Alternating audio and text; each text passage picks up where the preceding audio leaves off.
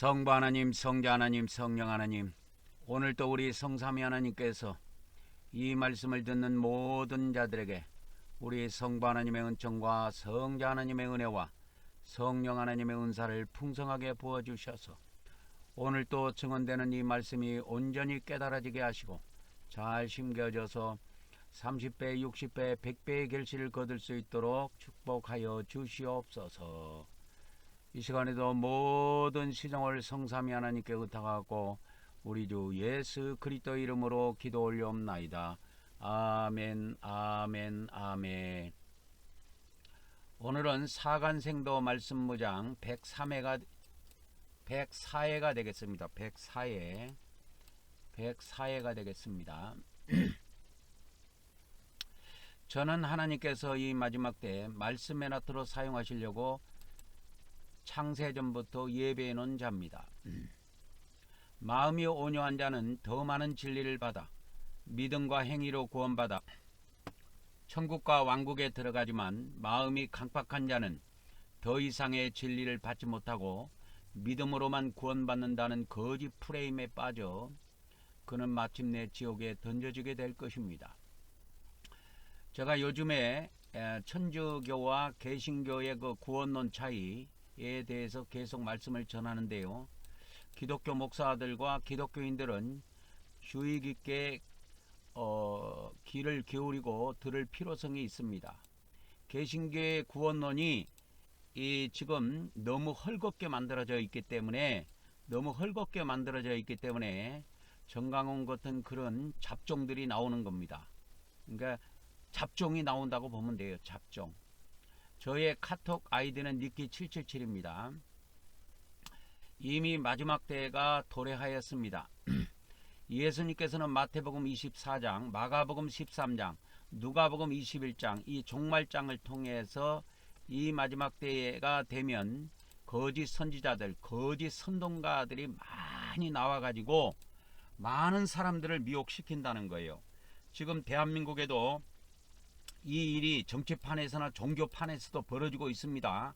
종교적으로 정치적으로 거짓말을 쏟아내면서 이 가짜배기들이 나와가지고 국민들을 거짓으로 선동을 하는 겁니다.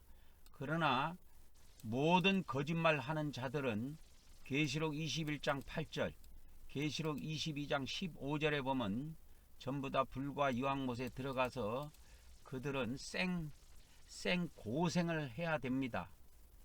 그러니까 죽어서 불 속에 들어가고 싶은 사람들은 이 대한민국 살면서 열심히 그렇게 거짓말하고 거짓 뉴스, 가짜 뉴스 퍼뜨려서 그렇게 계속 살면 됩니다. 계속 살면 이 땅에서는 좋은 일이 있을지 모르겠지만 죽으면 별 볼 일 없습니다. 그가 대통령이 됐던 목사가 됐던 국회의원이 됐던 별 볼 일 없어요. 죽으면. 최종 심판 권한은 우리 하나님께서 가지고 있습니다. 목사가 가지고 있는 게 아니에요. 대통령이 가지고 있는 게 아니에요. 잘 들으셔야 됩니다. 그래서 이 마지막 때 거짓 목사들이 정치꾼으로 바뀌고 이런 일들이 많이 벌어져 가지고 많은 국민들이 미혹이 돼 가지고 불법을 행한다 이거예요. 법을 어기는 일을 밥 먹듯이 하게 돼요. 그러니까 사람들의 마음이 싸늘해지는 겁니다. 아이고 저 목사 또 나와갖고 저짓하고 있네. 그러니까 쌍판떼기만 보면 얼굴을 붉히는 겁니다. 아니 목사를 보면 대한민국 국민들이 목사가 뉴스에 나오면 얼굴이 화색이 돌아야 되는데 목사가 뉴스에 나오면 대한민국 국민들이 그 쌍판떼기를 보기 싫어한다 이 말이요. 그래서 이 마지막 때에 이런 일들이 준동을 하지만 거짓말, 거짓 교리 이런 것들이 준동을 하지만 참 선지자는 끝까지 견디는 자는 구원을 받는다고 하는 이 왕국복음을 온 세상에 전파합니다. 기독교 목사들, 천주교 신부들도 이 왕국복음이 뭔지를 몰라요. 모르니까 못 가르쳐 주는 겁니다. 이게 왜 이게 개신교에서는 이게 천국 복음으로 번역돼 갖고 아 예수님 믿으면 천국 가는 거 이렇게 착각하는 거예요. 그거하고 상관없어 이 사람들아. 돌파리들이 번역을 해놔가지고 개신교 성경이 그렇게 돼버린 거야. 나한테 한 몇 개 줘보세요. 1년이면 창세기부터 계시록까지 내가 원문 대조해갖고 완벽하게 번역해냅니다. 근데 이 천주교 신부, 기독교 목사들도 이 왕국복음이 뭔지를 몰라요. 왜? 이것을 천국복음으로 번역을 해놨거든. 그러니까 왕국복음 하면 여호와 증인이 전하는 복음인 줄 착각하는 거야. 이 왕국복음은 여호와 증인이 말하는 것이 아니고 예수님이 2000년 전에 예언해 놓으신 거예요. 이 마지막 때에 종말이 올 때에 전 세상에 전 지구상에 왕국복음이 선포돼야 끝이 온다 이 말이야. 인류의 종말이 온다 이 말이야. 그러면 이 왕국복음의 핵심이 뭡니까? 끝까지 견디는 자는 구원을 받는다는 겁니다. 끝까지 히포메노 하는 자는 구원을 받는다. 그러면 히포메노가 뭡니까? 히포는 아래라고 그랬죠. 메노는 머무르다. 그래서 땅 아래 머무는 자만 구원을 받아요. 언제까지? 끝까지 1335일까지. 다니엘 12장에 나옵니다. 그러면 1335일을 계산하는 기점, 시작점은 언제입니까? 그것이 짐승의 우상이 거룩한 하나님의 성전에 들어서는 그때부터 카운트해서 1335일입니다. 못 살아남습니다. 이 마지막 때. 기독교인들, 전 종교인들, 전 세계 인간들이 이 마지막 때는 살아남을 수가 없어요. 오직 구원받는 자는 땅속에 들어가야 됩니다. 들어가서 1335일까지 견뎌야 돼요. 그래서 이 왕국복음이 땅끝까지 증언되면 하나님께서 이 복음을 통해서 14만 4천 명의 종들을 일으켜 세웁니다. 이 종들이 한 단체를 이루어 가지고 보호처를 땅속에 건설합니다. 건설이 맞춰지면 지구상은 걷잡을 수 없는 대환란으로 들어갑니다. 그 징표로 우주에서 외계인들이 쏟아져 내려와요. 오늘의 뉴스는 정강훈이 알죠? 대한민국 국민들이 이 정강훈이 뉴스만 나오면 그 쌍판떼기를 보기 싫어하던데 뭐 좋아하는 사람도 있겠지요. 그러나 제가 볼 때는 정강훈이는 이미 도를 넘었습니다. 목사로서의 이미 정치꾼이 됐지 목사가 내가 볼 때는 아니에요. 그래갖고 무슨 자유통일당? 뭐 당도 만들었더라고. 그러니까 목사가 당을 만들면 정치꾼이지 그게 목사입니까? 그래서 오늘은 어저께 뉴스 중에서 정강훈 기사를 검색해 보니까 MBC에서 발표한 것이 있더라고. MBC 저녁 뉴스에 올라온 내용인데 그거를 제가 유튜브에서 다운받아 갖고 여러분들에게 보여주는데 내용은 뭐냐? 정강훈이가 전국을 돌면서 5만 원짜리 부페를 사줬다. 그런 내용이에요. 한번 들어보도록 하겠습니다. 전광훈 사랑제일교회 목사가 서부지법 폭동을 앞두고 가진 극우 개신교 공동체 집회에서 활동비를 지급했다는 소식 전해드렸는데요. 이번에는 광화문 탄핵 반대 집회에 인파를 동원하기 위해 전국 각지를 돌며 집회를 열고 조직원들에게 식사를 제공한 것으로 확인됐습니다. 집회 참가에 대한 대가 성격의 향응인지를 두고 수사가 필요해 보입니다. 이용주 기자가 보도합니다. 비상계엄 선포 2주 뒤 강원도 춘천에서 열린 전광훈 씨의 극우 개신교 공동체 집회. 국방부 장관 갇힌 사람 바로 석방시켜야 되고 대통령을 이번 토요일 날 다시 원상 복귀를 시켜야 되는 겁니다.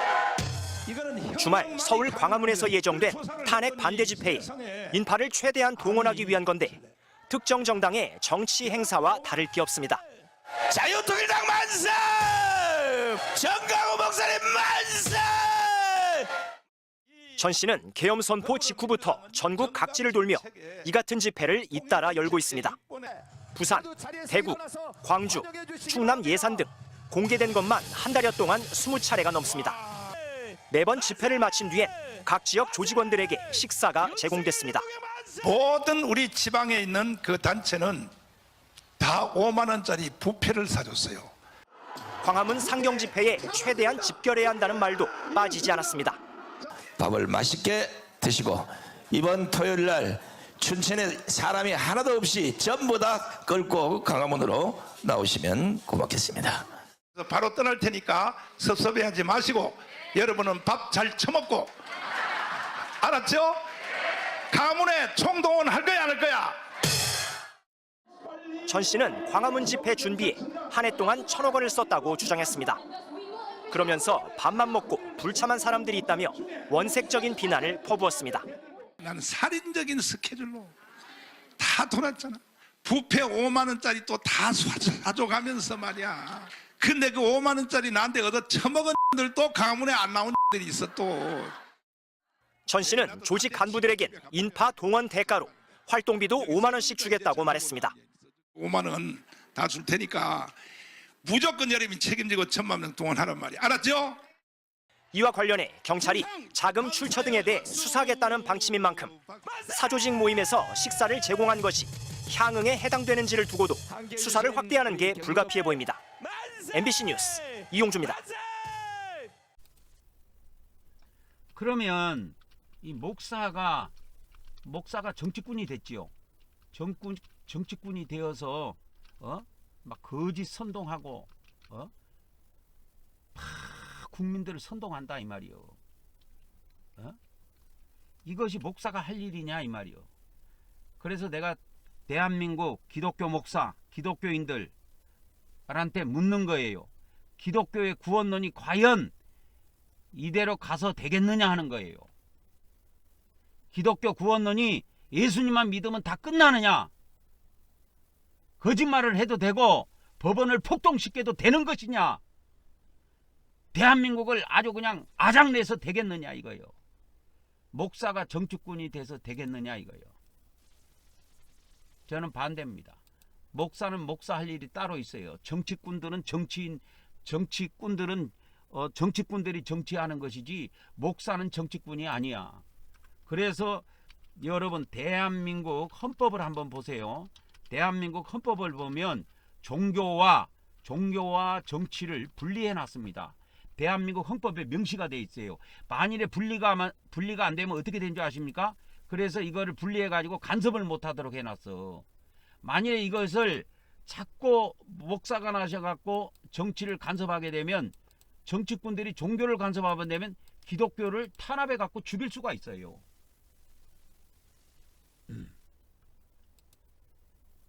그래서 그것을 방지하기 위해서 과거에 이 정치와 종교가 연합해 가지고 많은 사람들을 죽였습니다. 많은 기독교인들이 죽었어요. 5천만 명인가가 죽어나갔어요. 그래서 이런 것을 방지하기 위해서 지금 전 세계적으로 대체로 자유민주주의 헌법에 보면 종교와 정치가 분리가 되어 있습니다. 나는 이걸 감사합니다. 그래서 정치인들이 종교를 간섭할 수 없고, 그래서 대한민국은 종교의 자유가 있는 겁니다. 대한민국에는 그래서 종교의 자유가 있어요. 종교의 자유가 있다고. 종교의 자유가 있어요. 그러나 이 종교가 말이요, 지금 기독교 목사들이 자꾸 집회를 인도해 가면서 사람들을 갖다가 선동시키고 하는데, 그래가지고 서울에서는 정강훈이, 부산 출신에는 그 누구요? 부산은 또 누구요? 그 저기, 손현보. 부산에서는 손현보, 서울에서는 정강훈이. 아주 그냥 신났더만. 그래서 이 목사들이 정치꾼으로 전락이 돼버렸어요. 그래서 이런 사회적인 현상들을 통해서 기독교 목사들과 기독교인들은 다시 한번 기독교 구원론을 되짚어 봐야 돼요. 우리가 행위가 필요 없다고, 믿음으로만 구원받는다 그래가지고 그러면 개같이 살고 거짓말로 선동을 해도 진짜 천국 들어가냐 그 말이요. 택도 없는 소리입니다, 여러분.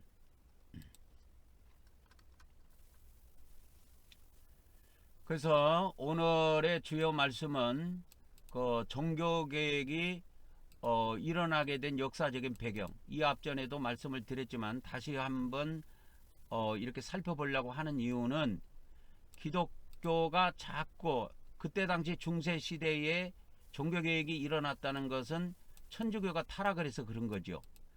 지금 기독교가 이렇게 정강훈이나 이 소년교 이런 목사들이 자꾸 나와갖고 정치 선동을 하고 국민들을 선동한다면 기독교 안에 나는 종교개혁이 일어난다고 봅니다.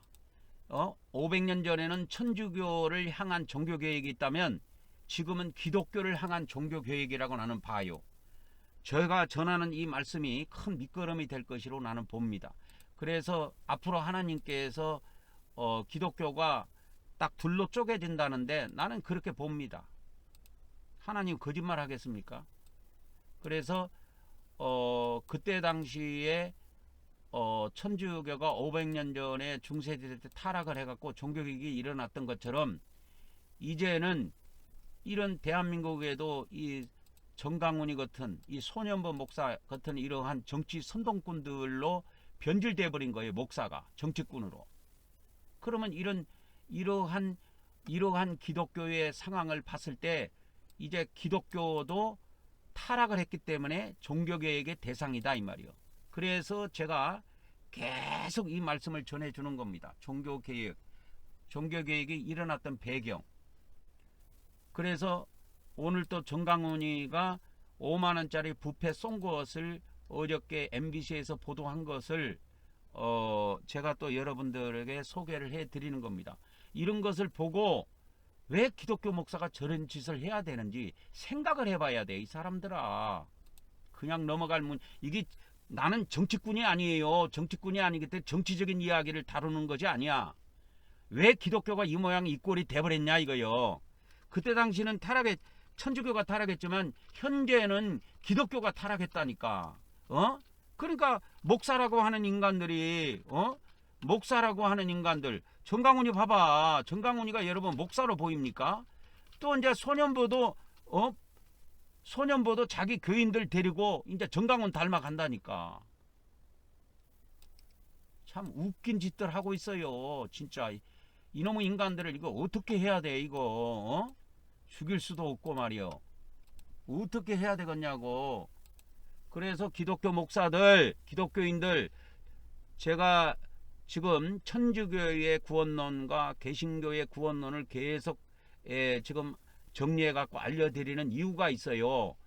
그래갖고 그 양쪽 교회의 천주교와 개신교의 구원론을 살펴보고 또 성경과 대조해보고 이대로 가면은 개신교가 안 되겠다 하면 개신교가 또 하나 쪼개져야 돼요. 천주교가 쪼개져 갖고 개신교가 나왔잖아. 이 마지막 때는 개신교가 쪼개지면 또 하나의 종교가 만들어지는 겁니다. 그러한 소스, 그러한 영적 자료, 그러한 진리, 타락한 기독교, 타락한 개신교가 타락해버렸다니까.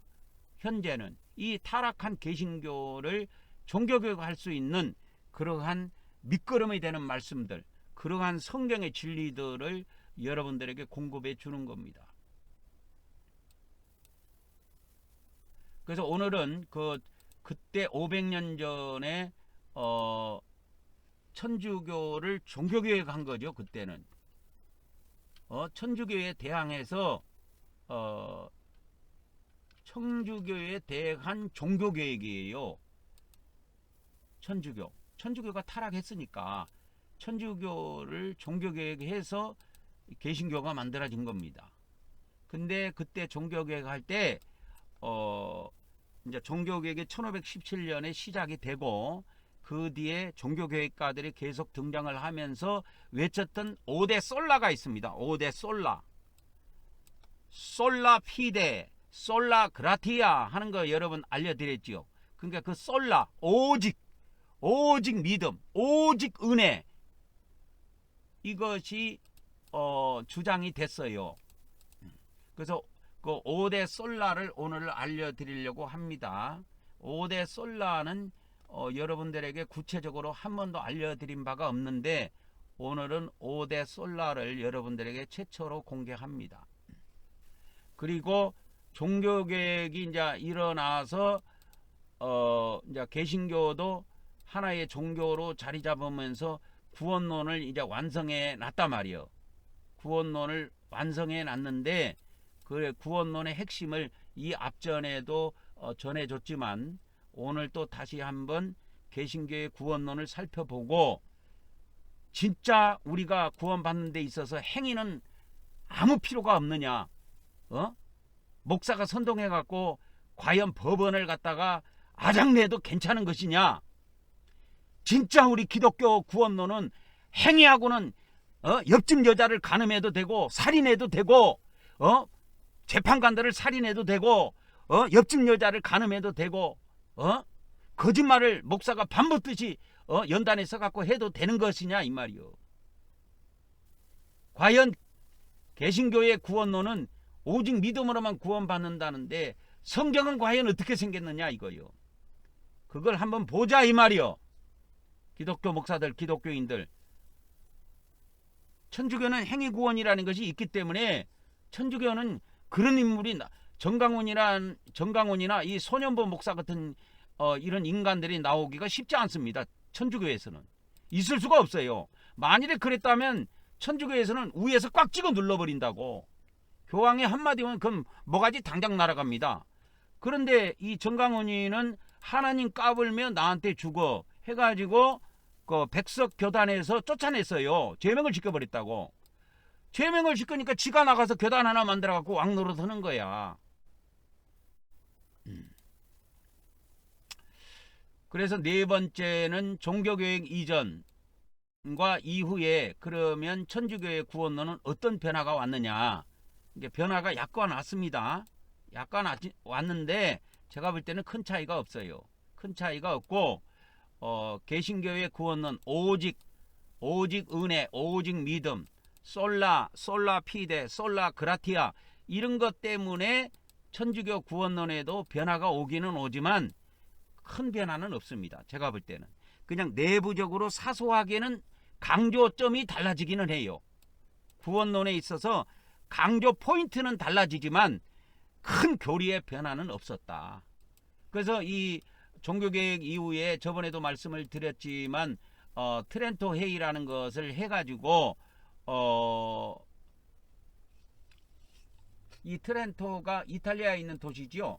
그래서 트렌토에서 이 개신교에서 대빵들이 모여가지고 교리를 정립하기 위해서 18년 동안 이 교리를 재정립합니다.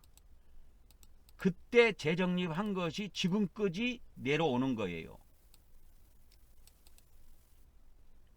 그래서 이제 들어가 봅시다. 오늘의 말씀. 그러면 이제 종교개혁이 일어나게 된 역사적인 배경을 살펴보도록 하겠습니다. 그래서 그 종교개혁이 일어난 역사적인 배경이 있습니다. 중세 유럽 사회에 변화가 왔기 때문에 종교개혁도 가능한 겁니다. 그래서 중세 시대에 유럽에 어떤 변화가 왔느냐. 봉건제도가 쇠퇴됐어요. 그래가지고 중세 유럽의 근간이었던 봉건제도가 무너졌습니다. 그리고 왕권이 강화되기 시작했어요. 왕권이 강화되기 시작했습니다. 그래서 이 왕권이 강화됨으로써 교황권이 이 약화를 가져오는 거지. 그러니까 교황권이 이제 약화된 것이고 교황권에 대한 도전으로 이어진 것입니다. 그래서 지금 영국 같은 데는 작년에 영국 왕이 대관식 했잖아요.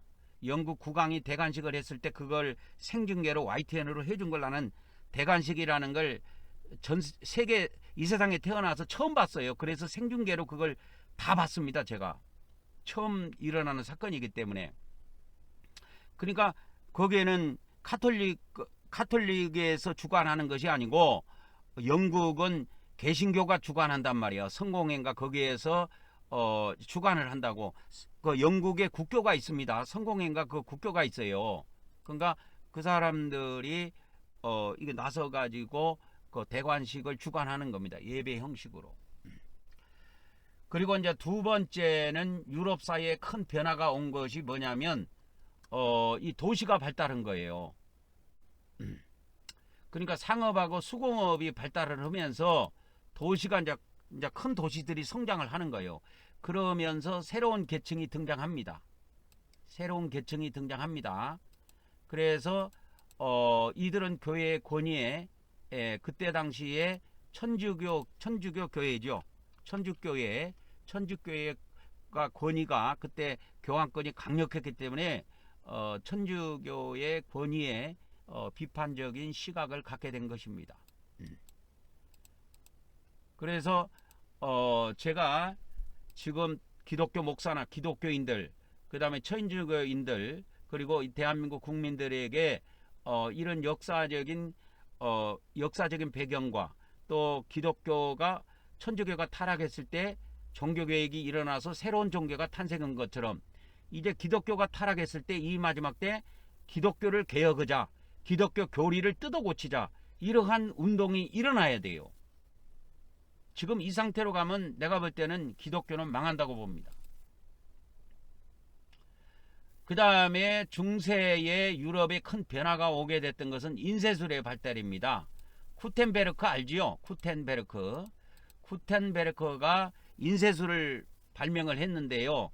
그러니까 그때 인쇄술이 뭔지는 모르겠지만 옛날에 우리가 어릴 때 중고등학교 때 시험 칠 때 보면 가리방이라고 있어요. 가리방.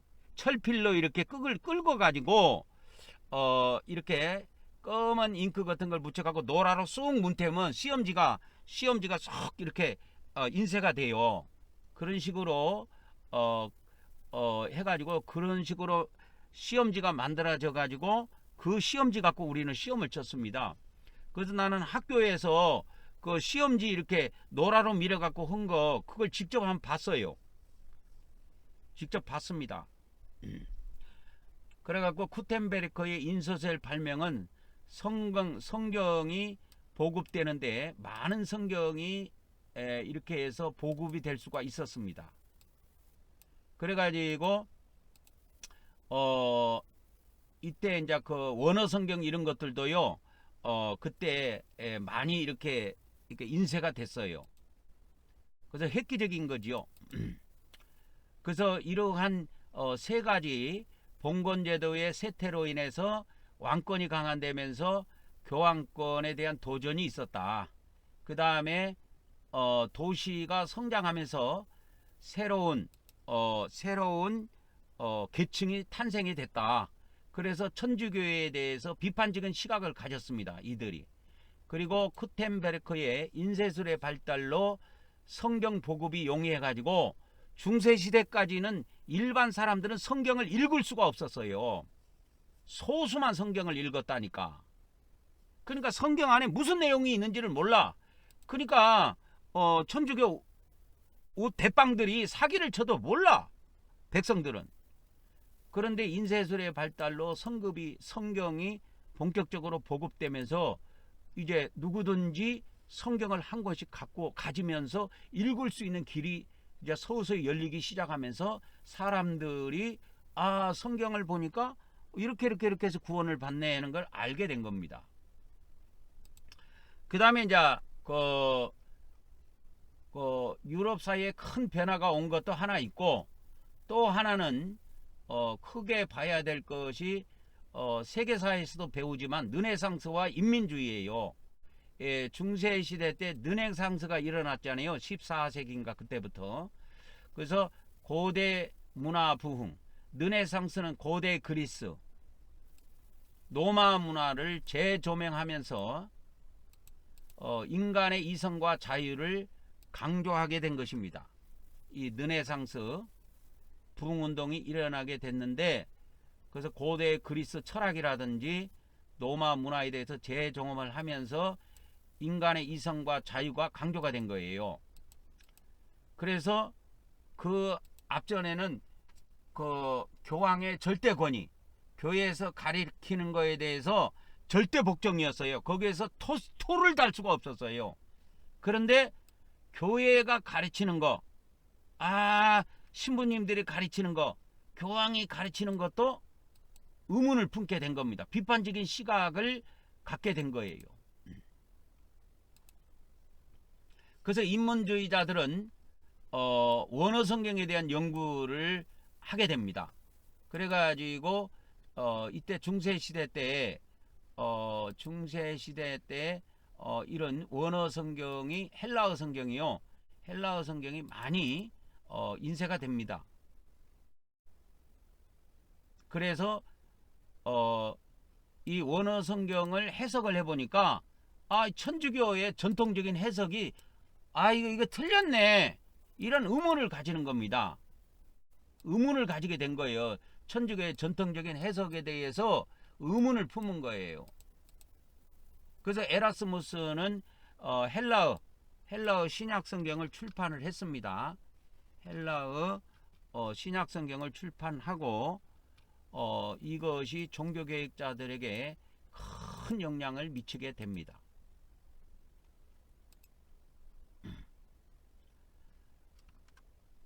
그러면 이제 종교개혁이 일어나게 된 종교개혁이니까 뭐 유럽 사회가 이렇게 큰 변화가 오고 이렇게 르네상스와 인민주의가 인문주의가 발달을 하고 이런 것이 있다 할지라도 천주교의 타락이 없었으면은 종교개혁은 일어나지 않습니다. 그러니까 종교라는 말 안에 그때 당시에 유럽을 개혁한 것이 아니고 유럽에 이런 개혁의 바람이 부니까 그 바람을 타고 천주교에 대한 개혁도 해보자, 이런 것이 싹이 트기 시작한 것이지요. 그래서 이 종교개혁은 다른 거에 대한 종교개혁이 아니고 천주교에 대한 개혁입니다. 천주교에 대해서 반기를 든 거예요.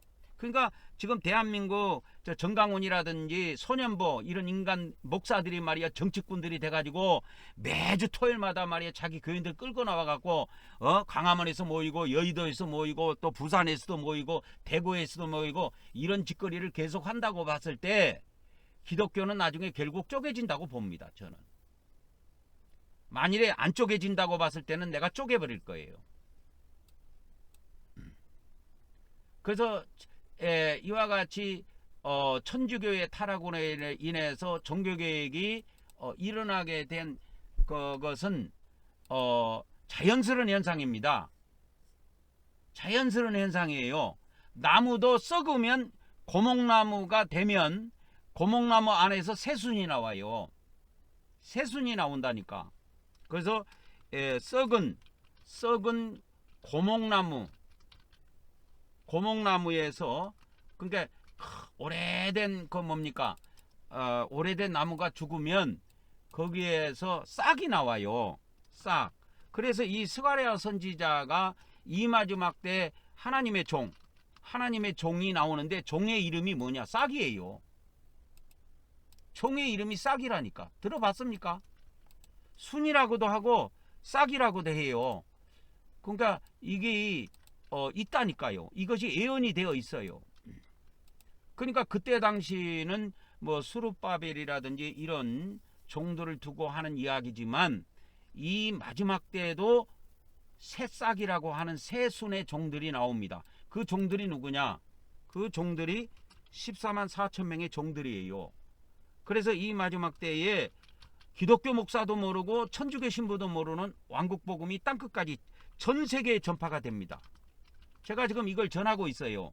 전 세계에 전파됩니다. 그러니까 기독교 목사들도 이 왕국복음이 뭔지를 모르니까 왕국 들어갔으니까 여호와 증인 복음인갑다 이렇게 생각할 수가 있어요. 아니에요. 여호와 증인하고 아무 상관없어요. 마태복음 24장 14절에 예수님이 말씀하신 복음입니다. 마태복음 24장 14절. 이게 개정성경에는 천국복음으로 번역이 되어 있는데 천국복음이 아니고 왕국복음이에요. 그래서 킹제임스에는 왕국복음으로 번역이 잘 되어 있습니다. 카톨릭 이 번역 틀립니다. 하늘 들어가면 안 됩니다. 하늘 들어가면 안 돼요. 하늘나라에 들어가자는 복음이 아니에요. 그게 아니에요. 그래서 헬라어에 가보면 뉴 앙겔리온 나오는데 뉴 앙겔리온 테스 바실레이아스 이렇게 돼 있어요. 왕국의 복음 그렇게 나옵니다. 헬라어에. 뉴앙겔리온 테스 바실레이아스, 그 왕국의 복음, 이런 뜻이에요. 그 왕국은 관사가 들어가 있죠. 관사가 들어가 있으면 그 왕국은 어디 왕국을 말하느냐? 하늘 왕국이 아니고 땅의 왕국을 말해요. 그래서 이것이 전 세계에 전파가 됩니다. 그래서 스가랴서에 보면은 그 구약 성경의 이 스가랴서에 보면 이렇게 싹이라고, 스가랴서가 보면 싹이라는 말이 나올 겁니다. 그래서 스가랴서 나오네요. 3장 8절. 대제사장 여호수아야, 너와 내 앞에 있는 내 동료들은 내 말을 들을 것이니라. 이들은 에표의 사람들이라. 내가 내 종 싹, 종의 이름이 싹이에요. 싹을 나게 하리라.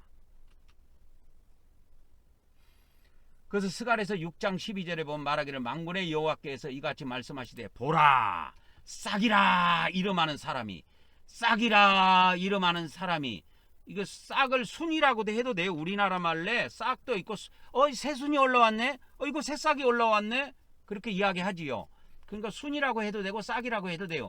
제가 기억하기로는 예전에 개역 성경이었을 때는 이게 순으로 돼 있었을 거예요. 이번에 싹으로 바꾸고.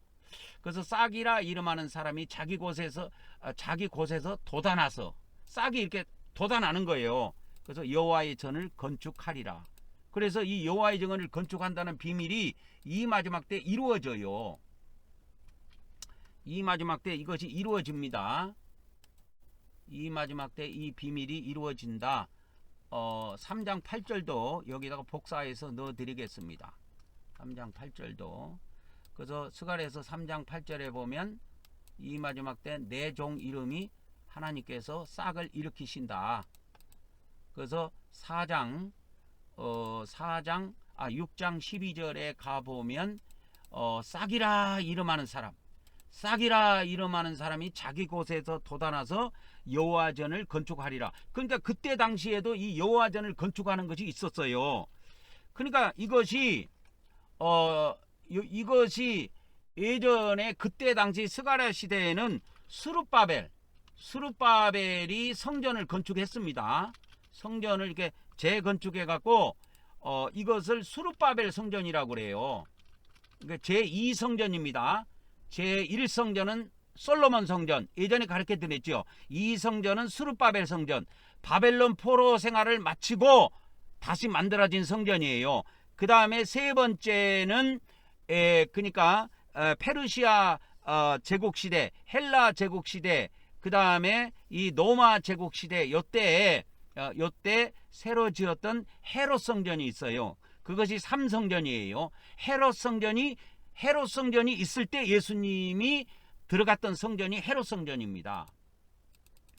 그래서 이걸 스룹바벨 성전이라고 하는데 이 비밀을 잠깐 알려드릴게요.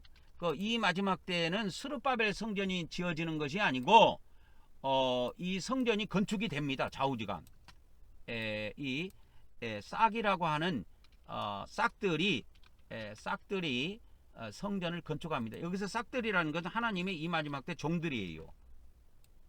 그래서 이 마지막 때 하나님의 종들이 성전을 건축하는데 이 성전을 뭐라고 하느냐? 이게 지하성전이에요. 지하성전. 보호처를 말한다 이 말이에요.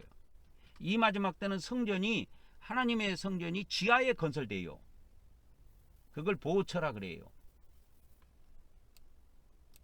기독교 목사들은 이런 거를 아직 모릅니다.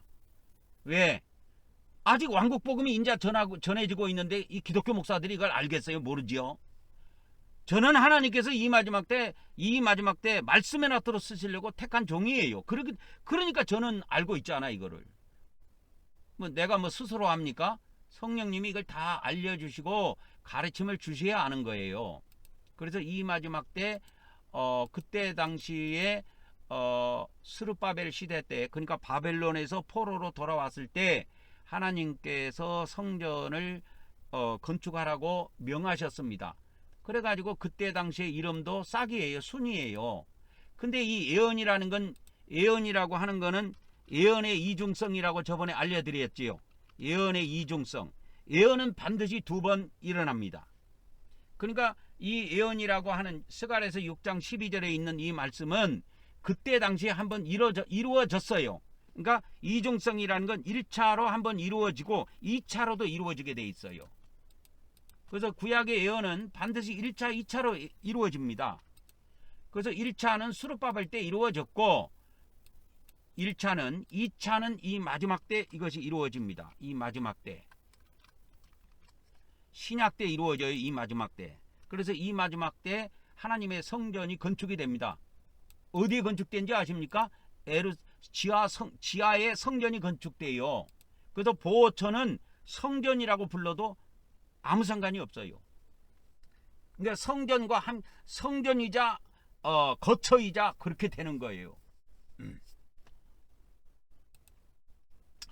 그거는 이제 그거고 천주교가 타락을 해갖고 종교개혁이 일어났다고 그러는데 그러면 이제 천주교가 어떤 타락을 했는가 저번에도 제가 알려드렸지만 이거를 또 이렇게 보도록 하겠습니다. 성직 매매. 그 다음에 2번째는 뭐예요? 면죄부 판매. 나쁜 놈들. 어떻게 교회 직분을 사고 파냐고. 어떻게 목사 직분을 어떻게 사고 파냐고. 응? 그리고 그때 당시에는 뭐 목사가 없었으니까 신부의 직분을 사고 팔고 막 그렇게 하는 거예요. 그 다음에 뭐 천주교에 무슨 직분 제도가 있는지 잘 모르겠는데 좌우지간 그렇게 사고 판 겁니다. 교회 직분을. 돈 주면 다 주는 거야. 지금 이제 개신교도 장로 직분을 받으면 돈을 얼마 내고 그런 거 있죠. 그거 다 성직 매매에 해당됩니다. 그러니까 500년 전에는 이 신선했던 개신교가 500년 오면서 때가 묻어갖고 이제 다 썩어버린 거야. 고목나무가 됐어. 고목나무가 되면 고목나무는 죽고 싹이 나게 돼 있어요. 싹이 나게 되어 있습니다. 그래서 그 뭡니까? 천주교 있죠, 천주교. 그리고 성직을 매매하고 또 죄를 면죄부를 사면 연옥에 가 있는 조상들이 죽은 사람들이 죄를 면한다 해가지고 그걸 팔아갖고 교회 재정을 확보하려고 했다 이 말이요. 그러니까 이런 정신 나간 짓을 한 거예요. 천주교에서. 천주교에서 이런 정신 나간 짓을 한 겁니다. 그래서 성직 매매, 면죄부 판매. 이건 세계사에서도 나옵니다. 이게. 그 다음에 교황이 너무 막강한 권세를 가지고 있었는데 중세시대까지는 가지고 있었는데 뭡니까? 유럽에 새로운 바람이 불면서 사람들의 이 사상에도 변화가 왔어. 교황한테도 한번 대들어보자. 이런 것이 나오는 겁니다. 그래서 교황은 정치 권력을 추구하며 세속적인 삶을 사는 모습을 보였다. 그러니까 그때 당시에는 교황이 그랬는데 500년 전에는 교황이 그렇게 살았는데 지금은 어때요? 지금은 목사가 정치 권력을 추구한다니까. 지금은 목사가 정치 권력을 추구하며 세속화되었다 이 말이야. 이거를 제가 지적하는 겁니다. 여러분, 종교개혁이 일어나는 거는 이런 것 때문에 일어난 거예요. 지금 기독교의 정강원 목사, 손현보 목사 이런 목사들이 말이야, 목사들이 이미 정치 권력을 추구해요. 세속화 돼버린 겁니다. 그래서 이제 타락한 개신교는 이제 종교개혁 대상이다라는 걸 내가 말씀을 드립니다. 그러니까 기독교 목사들 당신들 가지고 있는 교리가 완전하다고 주장하지 마요. 내가 볼 때는 엉망이야. 개신교의 이제 교리도 이미 썩어 문드러졌습니다.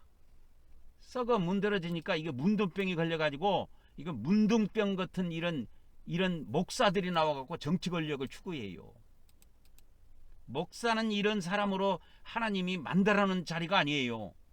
이것이 이 중세 시대까지 아주 교황하고 교황 밑에 있었던 추기경이라든지 이런 사람들, 그 다음에 천주교의 그 신부들, 이런 사람들이 막강한 정치 권력을 갖고 있었어요. 그래서 유럽에 이제 새로운 이제 도시들이 발달하면서 새로운 계층들이 탄생이 되면서, 그 다음에 르네상스 바람도 불고하면서 사람들의 사상이 깨어난 거예요. 그래서 교황은 무오하다, 교황은 아무런 흠이 없고 교황은 완전하다고 주장하는 천주교의 그 주장을 비판하게 된 겁니다. 교황이 이러한 것들을 가지고 있으니까 교황의 무호성을 천주교에서 주장하고, 그때 당시까지만 해도 비판을 하면은 꽉 눌러버리고 하는데, 거기에 대해서 반발이 일어난 겁니다.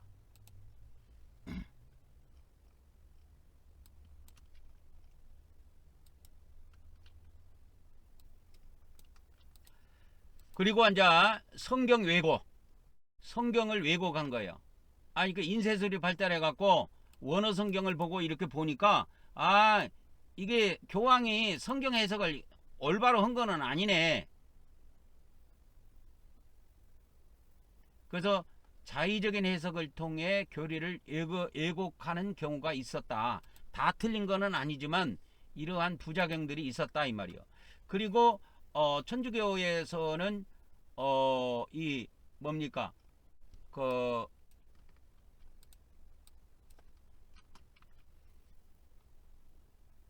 연옥설 있죠. 연옥설. 이 연옥설을 굉장히 중세시대 때도 강조했어요. 이 연옥설은 6세기경에 그레고리 1세라고 하는 교황이 있습니다. 이 사람이 뭐냐면 교황이에요. 교황. 그레고리 1세라고 하는 교황이 있어요. 인터넷 쳐보면 나와요. 그 사람이 그러니까 540년부터 604년도까지 살았다는데 한 64세까지 살았네요. 보니까. 그러니까 이때 이 사람이 연옥설을 주장했어요. 그러니까 최초로 이 사람이 연옥설을 완전히 정립했습니다. 그레고리 1세 교황이. 근데 이것을 중세 시대에 이제 카톨릭 교회에서 이 연옥설을 강조하면서 이제 면죄부를 팔아먹는 이제 연옥설을 이용해서 면죄부를 판매하는데 이용을 한 겁니다.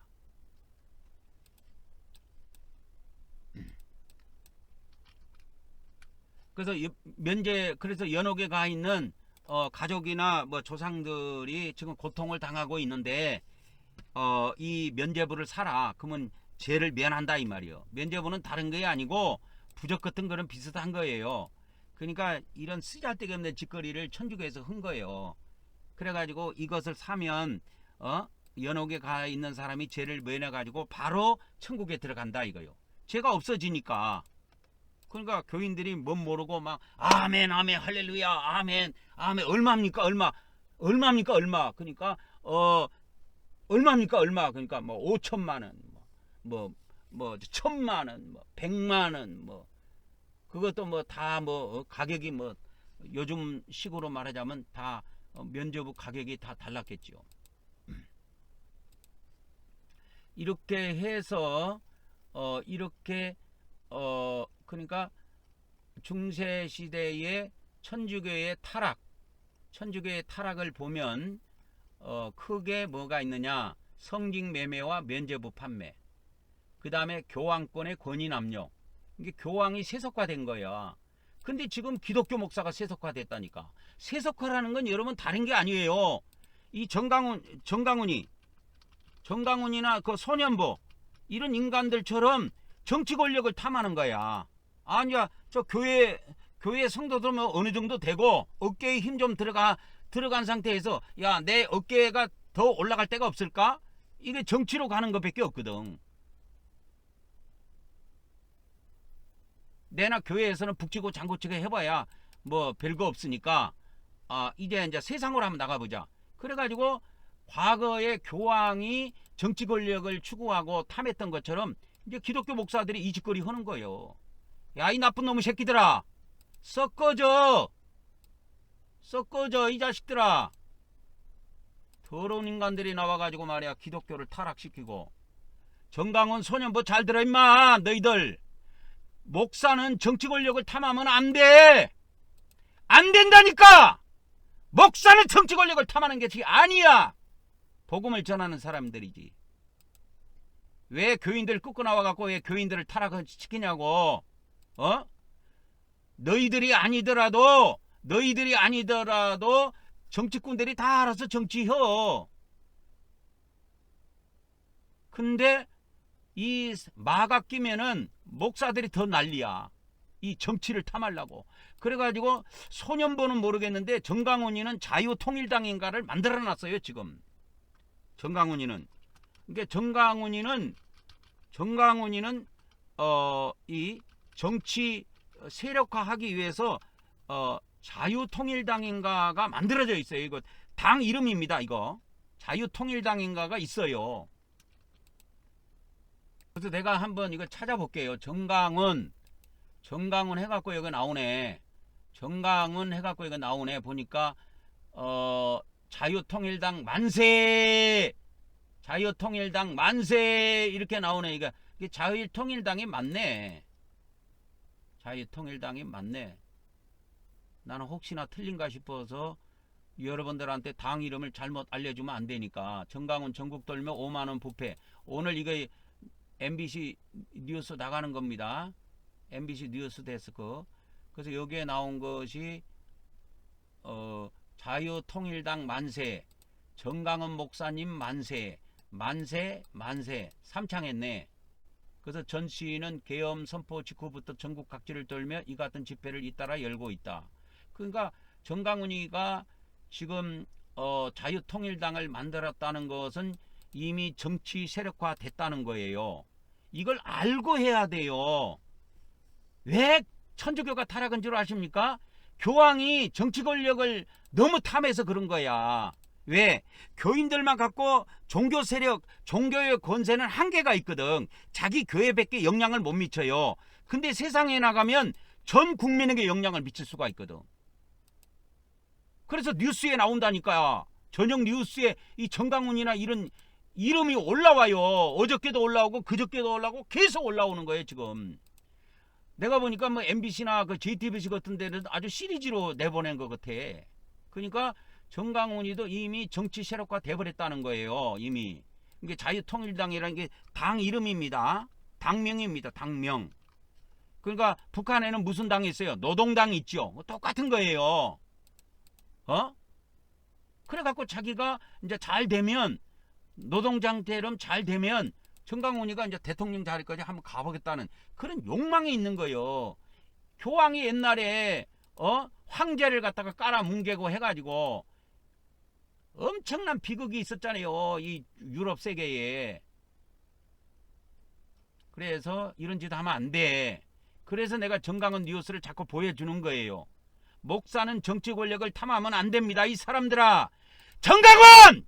소년보! 잘 들어 이 새끼들아.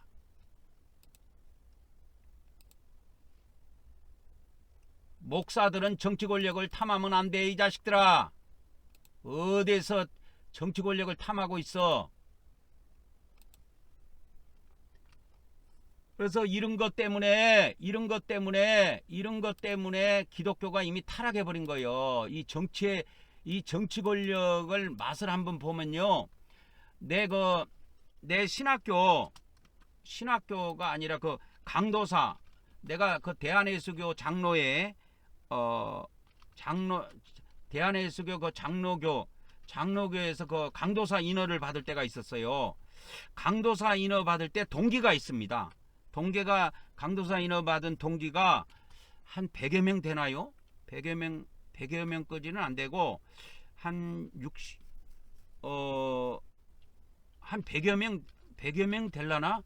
꽤 많아요. 강도사 인허 받은 동기들이 하여튼 80명인가 뭐 하여튼 80명인가 뭐 80명인가 뭐 100명인가 하여튼 그쯤 되는데 이때 그 강도사 동기 중에 누가 있었냐면 저기가 있었어요. 국회의원 출마해가지고 출마를 4번을 했대. 근데 4번 다 낙선했어.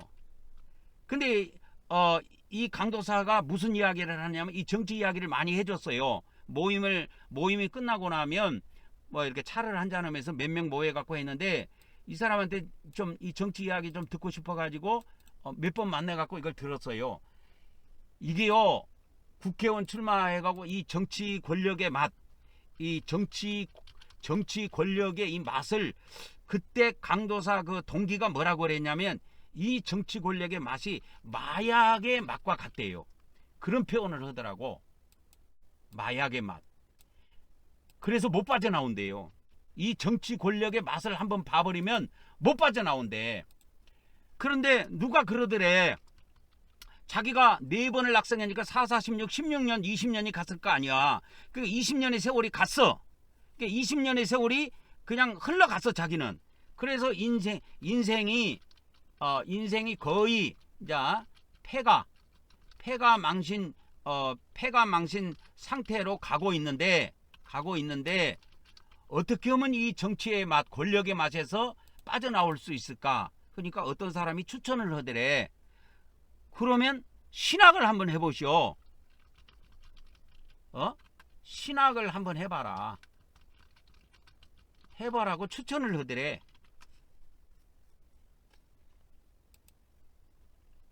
그래서 이제 인생이 거의 폐가망신 상태로 가고 있는데 신학을 한번 해보라고 그래서 신학교 들어와서 공부를 마치고, 그래서 우리가 전국에 여기저기 이렇게 장로교 예장 합동치기였는데 그것을 다 합해서 전국에 이쪽 저쪽 다 흩어져서 공부한 사람들이 전부 다 서울에 모여가지고 이 강도사 일주일 동안인가 강도사 교육을 하고 마지막 시험을 치고 그렇게 했는데 그 중에 한 명이 그러니까 학교를 같이 공부하는 건 아닌데 그때 강도사 인허를 그때 같이 받았어요. 그리고 국회의원 4번 출마하고 떨어졌다고 그러더라고. 근데 이 정치 권력을 탐하는 사람들은 이 정치 권력의 맛이 묘한 마약과 같은 맛이 있기 때문에 쉽게 못 벗어난대요. 쉽게 못 벗어난다고 그러더라고.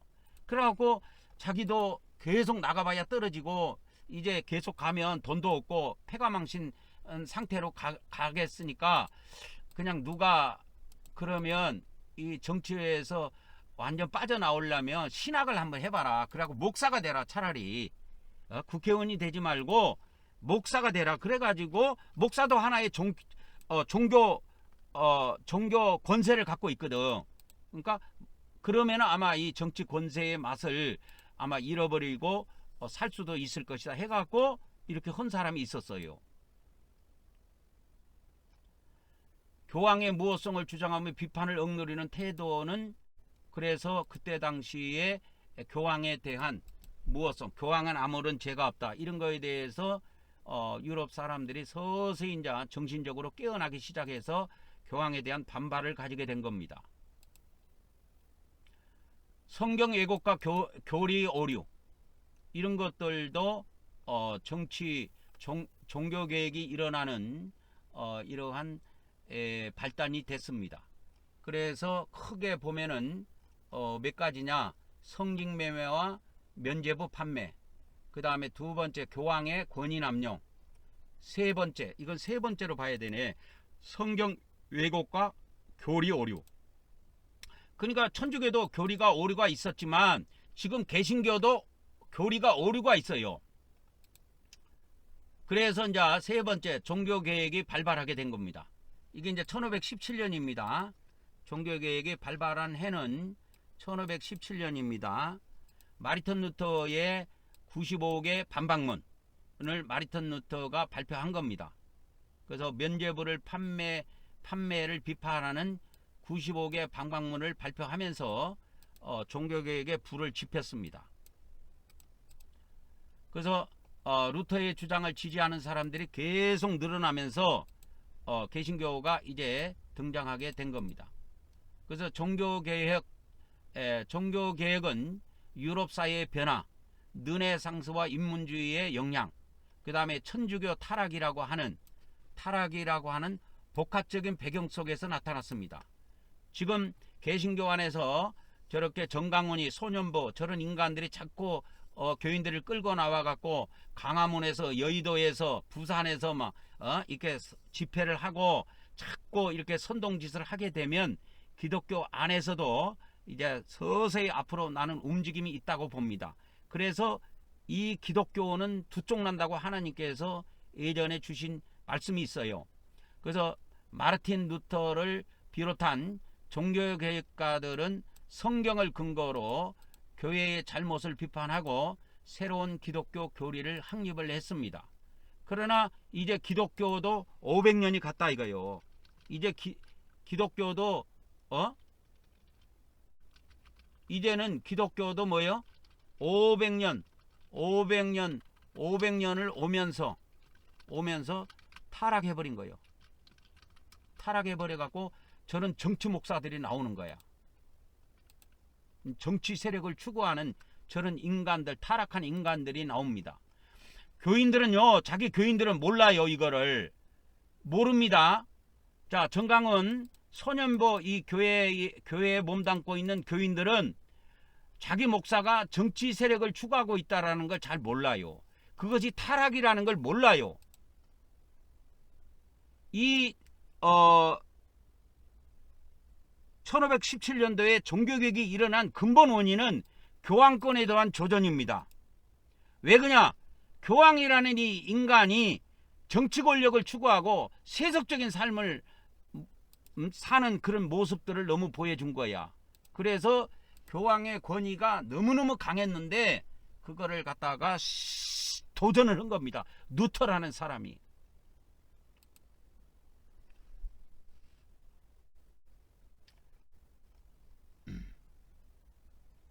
그래서 루터가 1517년에 95개의 반박문을 발표하고 종교개혁의 불을 지폈고 이렇게 해서 종교개혁이 유럽에 이제 불이 붙어가지고 개신교라고 하는 종교가 만들어져 왔습니다. 그래서 이제 개신교가 500년이 되면서 이제 개신교, 기독교도 500년이 오면서 타락해 버렸다 이 말이요. 이 기독교도. 그래서 기독교도 이제 종교개혁의 대상입니다. 그래서 기독교도 종교개혁의 대상이다 이 말이요. 여러분 정강훈이나 저 소년보 저런 인간들을 계속 내둬야 되겠습니까? 에? 저런 인간들은 저런 인간들끼리 놀도록 내버려 두고 새로운 기독교를 만들어내면 됩니다. 그래서 뭐 천주교와 기독교 중간 이름을 따가지고 뭐 천기교라고 하든지 기천교라고 하든지 그렇게 해갖고 하나 만들면 돼요.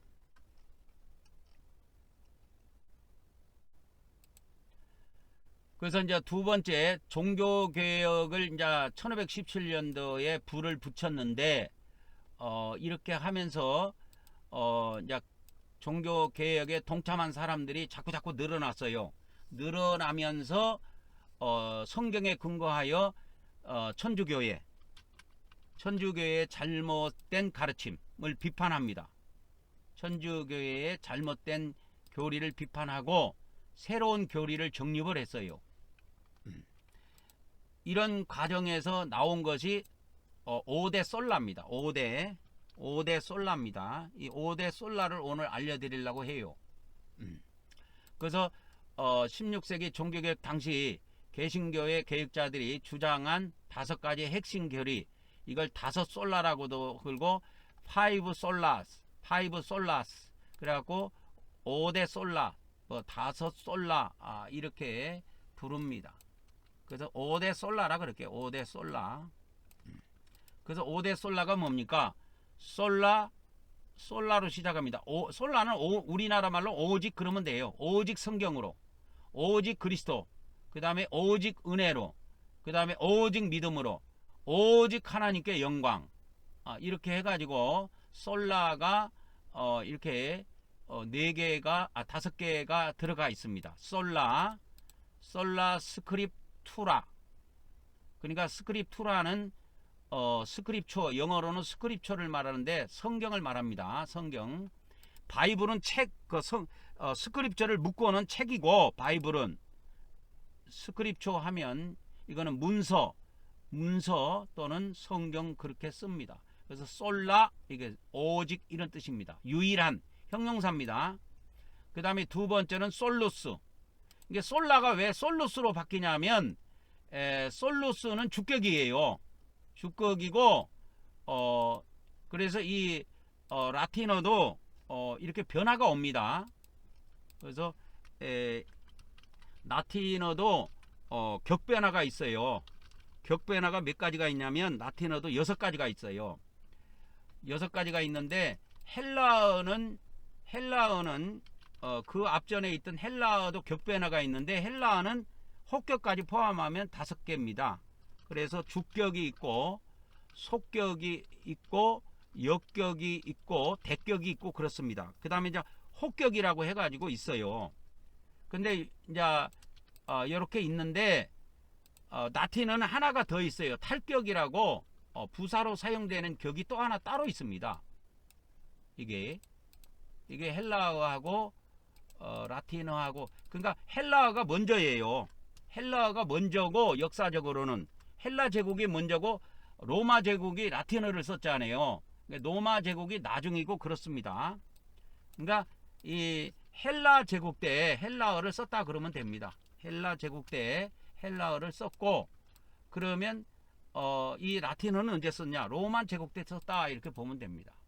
그래서 로마 제국의 공식 언어는 라틴어, 헬라 제국의 공식 언어는 헬라어 이렇게 보면 됩니다. 그래서 헬라어에서 라틴어가 이렇게 발전을 해요. 발전을 합니다. 그래서 이 라틴어에는 탈격이라고 하는 것이 따로 있는데, 그래서 이거는 주격이고 이 솔라 스크립처 하면은 이게 스크립투라 이것이 역격입니다. 역격. 그래서 이 역격에는 솔라로 이렇게 바뀝니다. 격변화가 와요. 격이라고 하는 것은 뭐 꼬릿말이 바뀐다 그러면 어미 변화가 온다 그렇게 보면 돼요.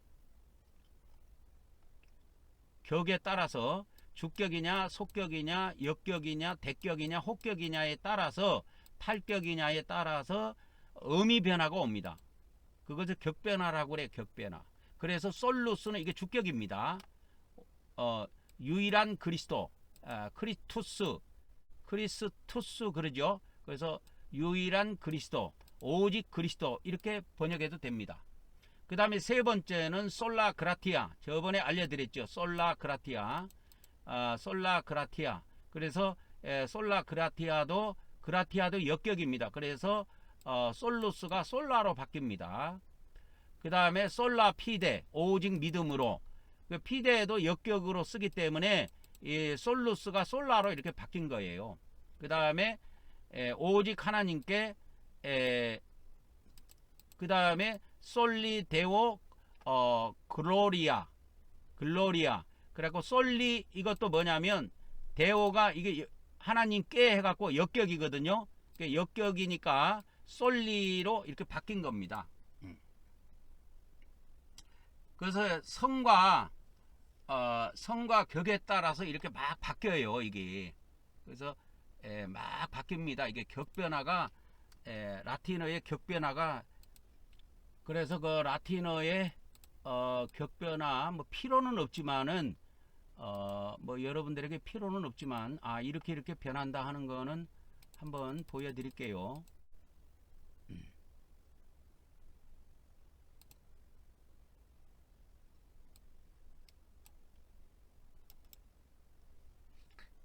그래서 테두리를 좀 색깔을 넣고, 자 테두리를 색깔을 좀 넣고 테두리가 나오도록 좀 해보겠습니다. 그래서 이렇게 바뀝니다. 헬라어가 이렇게 바뀌어요. 헬라어가 아니라 라틴어입니다. 이거 라틴어 격변화입니다. 격변화는 남성, 여성, 중성에 따라서 아까 6가지 격이 있다고 그랬죠. 6가지 격이 있는데 남성이냐 여성이냐 중성에 따라서도 꼬릿말이 바뀌고요. 격에 따라서도 바뀝니다. 이렇게. 그래서 참조하실 분들은 이렇게 참조하시면 됩니다. 그래서 주격, 속격, 역격, 대격, 탈격. 이 탈격은 헬라어에는 없어요.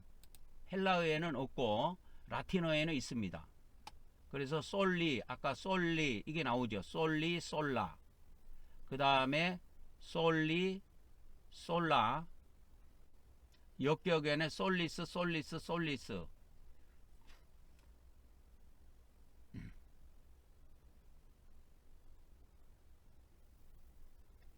솔라 이렇게 나오죠. 솔라, 솔라 주격 솔라 나오죠. 여기에 솔라 나오고 여기에도 솔라가 나오고 여기도 솔라가 나옵니다. 그러니까 중성명사, 중성형용사의 주격이나 또 대격, 그 다음에 혹격에 솔라를 이렇게 씁니다. 그러니까 그 솔리로도 이렇게 바뀌었죠. 솔리 주격에 아까 솔리가 쓰였죠. 그래서 뭐 라틴어 격변화는 이 정도 하고 이거는 이제 단수를 기준으로 한 겁니다. 이 정도 하고 내용을 좀 봅시다.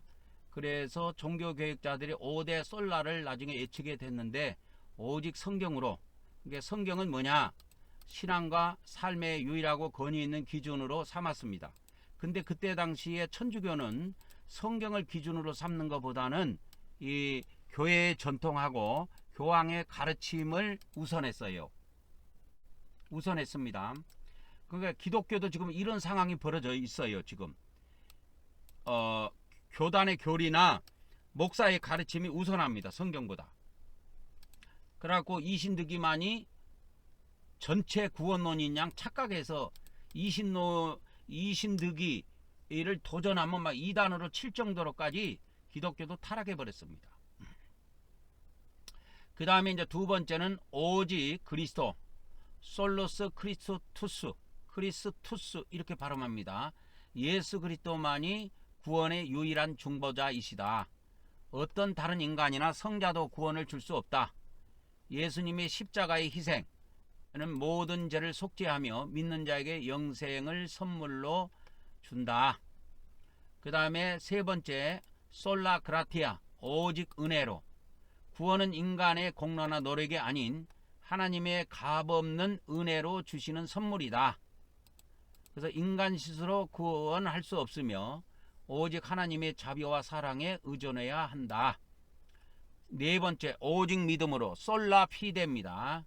구원은 오직 예수 그리스도에 대한 믿음. 그래서 예수님을 믿어야 구원이 있다.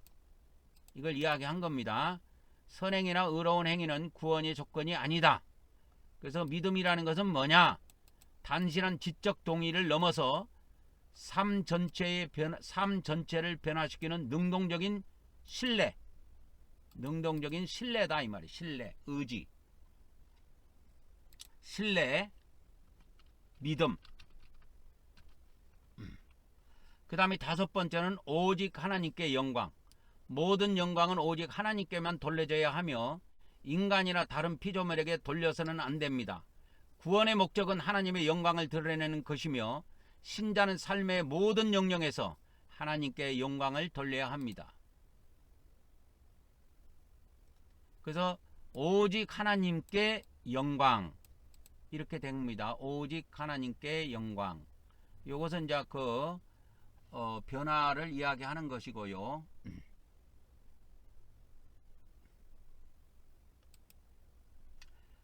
그 다음에 다섯 솔라, 5대 솔라입니다.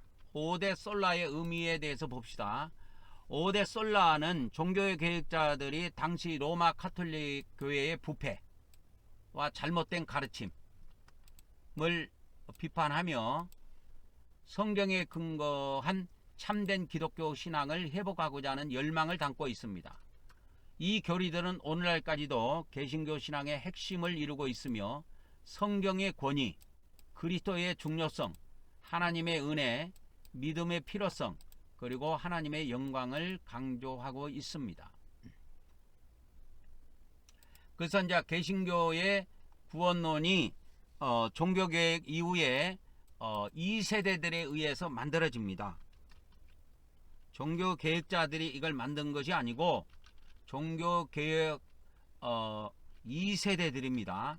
2세대들에 의해서 개신교 구원론이 만들어져요.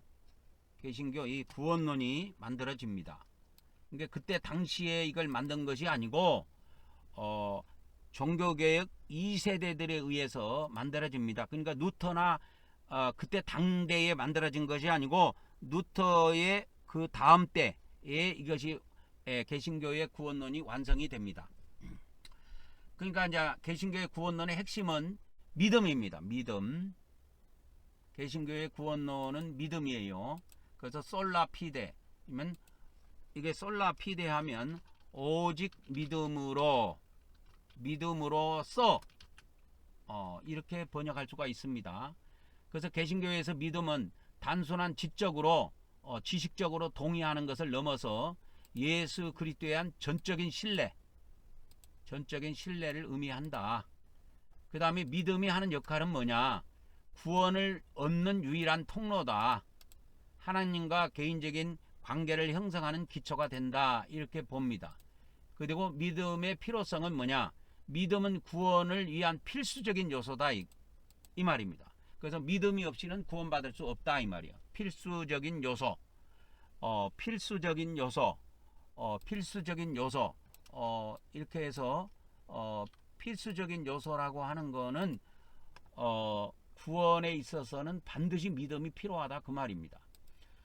그 다음에 이제 개신교에서 그러면 종교개혁을 통해서 행위에 대해서 정리를 했는데 오페라라고 합니다. 행위를 라틴어로 오페라 그렇게 불러요. 그럼 행위를 이제 개신교에서 어떻게 정의를 내렸냐? 개신교에서 행위는 믿음의 결과로 나타나는 자발적인 선행이다. 구원의 필수 조건은 아니다. 이렇게 본 겁니다. 그래서 행위는 믿음을 증명하고 표현하는 수단이다. 이렇게 본 겁니다. 천주교는 이게 다르죠. 그래서 이웃사랑을 실천하는 통로가 된다. 그 다음에 행위는 구원을 위한 조건이 아니고, 그러니까 조건이라는 것은 반드시 있어야 돼. 이 행위가 없으면 구원을 받을 수가 없어. 근데 개신교에서는 이건 조건은 아니고 결과로 봅니다. 구원의 결과. 그래서 구원의 결과로 보지 구원의 조건은 아니다. 저번에 알려드렸죠. 구원의 조건은 아니다. 그러면 구원의 결과이다 이 말이요. 그러니까 천주교는 구원의 조건으로 봅니다. 천주교는 구원의 조건으로 보는데 개신교는 구원받은 사람한테 나타나는 결과가 행위로 나타나는 것이지 행위로 나타나는 것이다. 이렇게 봅니다. 그래서 결과로 보는 거예요. 그래서 이제 믿음과 행위의 관계를 보자면 개신교에서는 믿음을 행위보다 우선시하고 믿음을 구원받는 데 절대적인 요소로 봅니다. 그러면 행위를 어떻게 보느냐? 개신교에서는 행위는 믿음에서 자연스럽게 흘러나오는 결과다.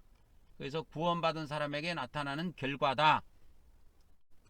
이렇게 보는 거죠. 구원의 결과요, 또 믿음의 결과다. 믿음의 표현이다. 뭐 이렇게 봐도 되고 믿음의 표현이다.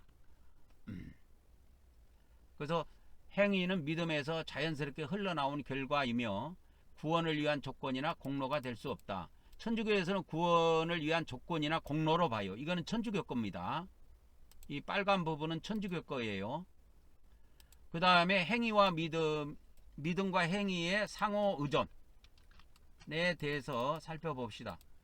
믿음과 행위는 분리될 수 없으며 서로 밀접하게 연관되어 있습니다. 참된 믿음은 반드시 선한 행위로 나타납니다. 이렇게 정의를 내리고 있습니다. 그래서 이제 개신교에서는 하나님의 그 구원의 가정을 이렇게 칭의, 그 다음에 2단계 성화, 3단계 영화 이렇게 봅니다. 그래서 칭의를 받는 데 있어서 두 가지가 있다. 크게. 그것이 뭐냐? 그것이 하나는 하나님의 은혜고 하나는 믿음이다. 이렇게 보는 겁니다. 이렇게 보는 거예요. 그래서 칭의는 하나님은 믿음을 의로 여기고 죄를 용서해 줍니다. 그래서 의롭게 되는 거. 그래서 이것을 이례적이라고 그랬죠. 이례적 사건으로 이렇게 개신교는 봅니다. 그래서 이 칭의를 받는데 뭐가 필요하냐? 두 가지가 절대적으로 필요한데 하나님의 은혜와 믿음이다 이거요. 하나님은 무조건적인 사랑으로 인간을 구원해 주시기로 결정하십니다. 그리고 이제 예수님을 믿음으로 성령님의 역사를 통해 예수 그리스도를 믿고 구원을 받게 된다. 이렇게 보는 겁니다. 근데 이런 것들이 어떻게 정립이 됐냐면 고대 개신교의 구원론 있잖아요. 이 개신교의 구원론은 철학을 거의 그대로 인용해서 썼습니다. 철학. 그래서 그 고대의 철학자들, 고대 그리스 철학자 있죠. 그리스 철학자 저번에 내가 이야기했잖아요. 소크라테스가 있고 그 뒤에 플라톤이라는 사람이 있습니다. 철학자 플라톤. 플라톤은 중요한 것이 영혼과 육체입니다. 그 이원론을 주장한 사람이에요. 그 다음에 플라톤. 그 다음에 플라톤의 제자가 아리스토텔레스가 있어요. 아리스토텔레스가 있는데 이 아리스토텔레스도 자기 스승의 영향을 받아서 영혼과 육체로 구분을 하지만 조금 이제 세분화하고 조금 자기가 첨가하고 수정한 것도 있습니다. 그러니까 이 개신교의 구원론은 철학을 그대로 거의 인용해서 사용했는데요. 고대 철학자 플라톤하고 아리스토텔레스의 철학을 인용했다 보면 됩니다. 인용했습니다. 그리고 개신교 신학에서도 개신교의 교리는 플라톤과 아리스토텔레스의 철학의 영향을 절대적으로 받았다 이렇게 가르칩니다. 그래서 그 구원의 과정을 볼 때 천주교에 있는 걸 그대로 뺏겼어요. 천주교에서 칭의, 성화, 영화 이렇게 나누는데 이 앞전에도 이야기했지만 성화는 성령님의 그 인도함을 받아가지고 이렇게 믿음이 성장하고 삶이 거룩하게 변한다고 보는 그러한 것을 성화라고 합니다. 영화는 이제 죽어서 그리스도 안에서 영원한 생명을 얻는 것을 이야기해요. 영원한 생명 얻는 걸 이야기합니다. 그래서 우리가 예수님 믿고 영생을 얻는 거, 영원한 생명을 얻고 누리는 것은 사후세계에서 이루어진 일들입니다. 그래서 개신교의 그 구원론의 차이를 보면은 종교개혁을 통해 개신교는 오직 믿음으로 구원받는다는 교리를 확립했습니다. 그러니까 500년 전에 이게 일어났어요. 믿음은 구원의 유일한 통로이며 행위는 믿음의 결과일 뿐이고 행위는 구원의 조건이 될 수가 없다. 그래서 개신교는 믿음과 행위의 관계를 명확하게 해버렸습니다. 천주교는 믿음과 행위가 함께 가야 된다. 근데 개신교는 행위는 버리고 믿음만 취했지요. 그래서 오직 이신득입니다. 그래서 요거를 간단하게 정리하면 이제 표로 정리해 드릴게요. 표로 정리를 하면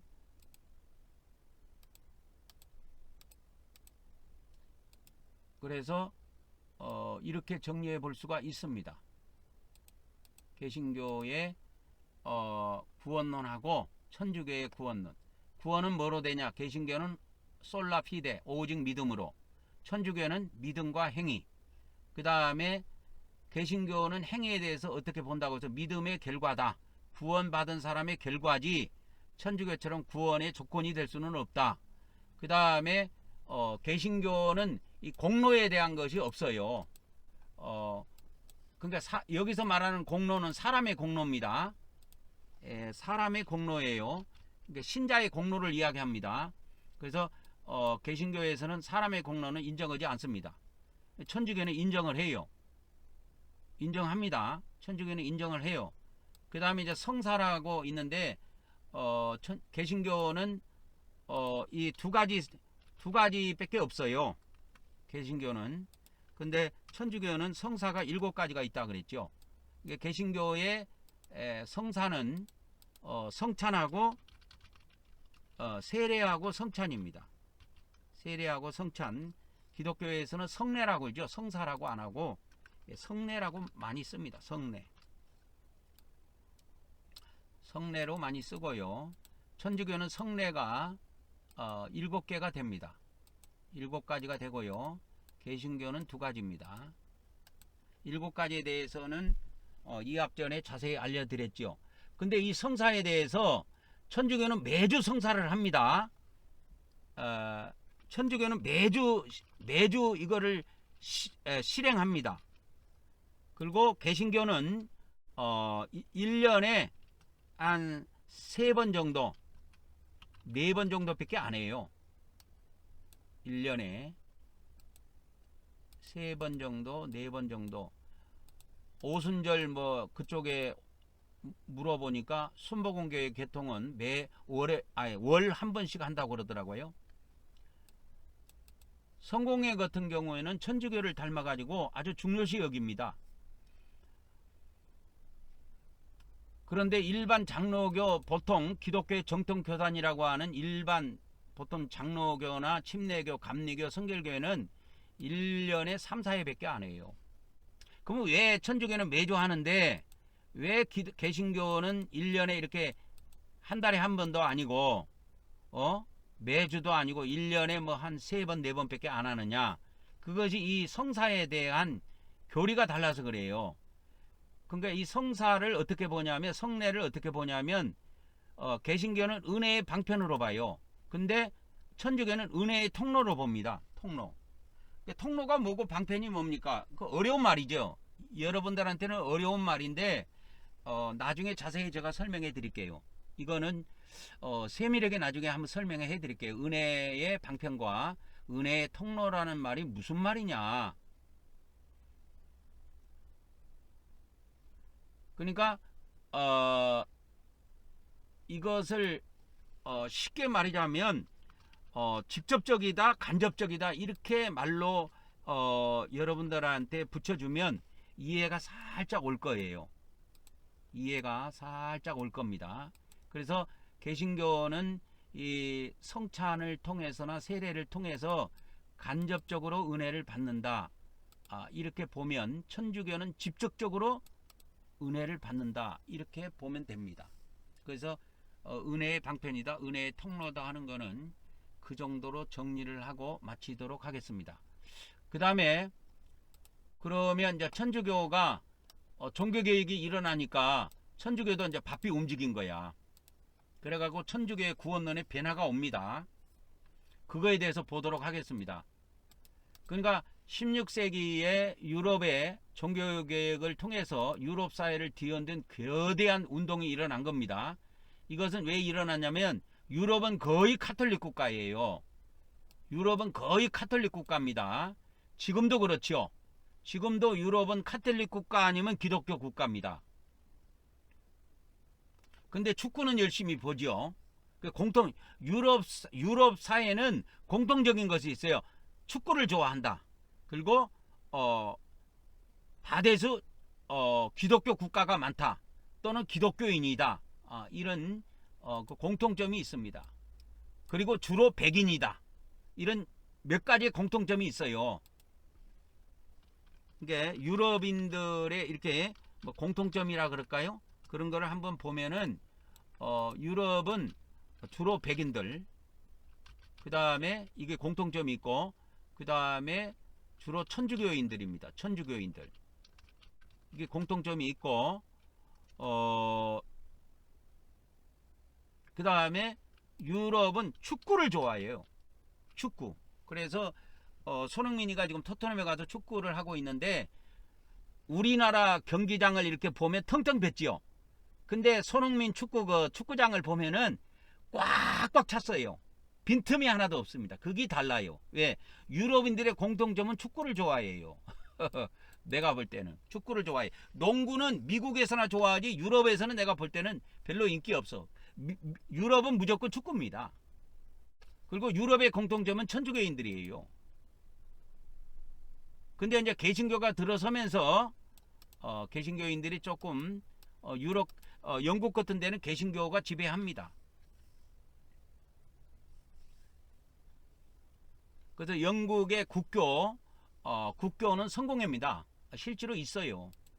그리고 유럽인들은 주로 백인들이고, 근데 이제 백인들이 고생을 하니까 옛날에 제국주의 시대 때 아프리카 흑인들을 데려가서 일을 시켜 먹은 거야. 그래갖고 유럽 축구를 보면 흑인들도 많이 있죠. 아프리카에서 온 사람도 있지만 유럽 사람들인데도 흑인들이 있어요. 그거는 노예들을 데리고 와갖고 노예 후손들입니다. 그래서 종교개혁은 16세기 유럽 사회를 뒤흔든 거대한 운동으로 유럽 카톨릭 교회의 부패, 그 다음에 교리적인 문제, 이런 거에 대한 비판에서 시작이 됐습니다. 종교개혁의 결과로 개신교가 등장을 했고요. 카톨릭교의 역사에 자체적인 개혁을 통해서 변화가 오게 됐어요. 그래서 카톨릭도 개신교가 등장하면서 자체적인 개혁 변화가 일어났습니다. 그래서 이러한 변화 가운데에서 구원론에도 좀 변화가 왔어요. 큰 변화라기보다는 굵직굵직한 변화는 그대로 있고 강조점만 좀 바뀐 거예요. 그래서 종교개혁 이전에도 믿음과 행위에 대한 구원론은 그대로 있었어요. 구원론이 있었습니다. 그 다음에 성사, 이것도 7가지 그대로 있었고요. 그 다음에 믿음과 행위에 의한 구원론, 그것도 그대로 있었어요. 그 다음에 연옥설도 그대로 있었고, 이 연옥설이 540년 그 그레고레 1세에 의해서 만들어졌다고 그랬죠. 540년에 태어나가지고 그 사람이 살다가 그레고리 1세 교황입니다. 교황이 이 연옥설을 정립을 했어요.